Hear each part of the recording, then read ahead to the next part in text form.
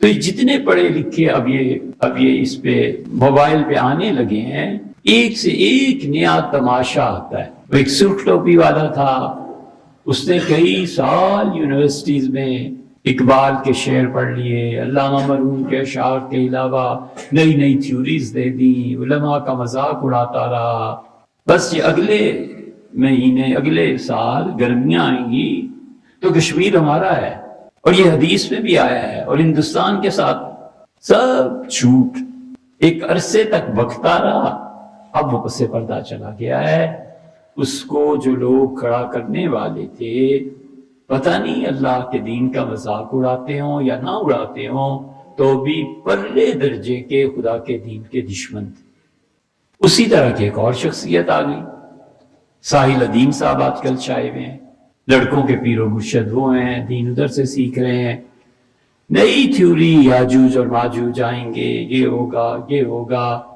حدیث کا انکار اور تعلیم اتنی بھی نہیں کہ گدھا حلال ہے یا حرام ہے۔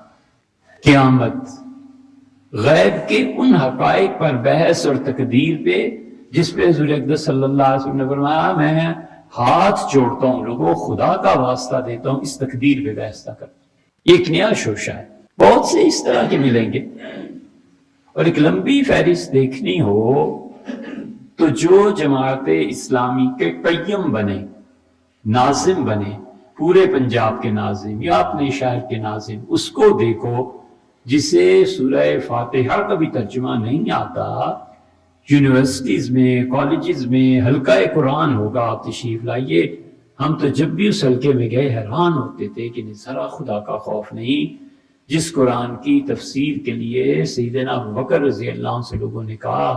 حضرت نے فرمایا کون سا آسمان ہوگا جس تلے میں زندگی بسر کروں، اور کون سی زمین اس گناہگار کا بوجھ اٹھائے گی جو اللہ کی تشریح اور اللہ کی مراد کو بیان کرے۔ عین ممکن ہے کہ اللہ بولنا چاہتا ہو جو میں بیان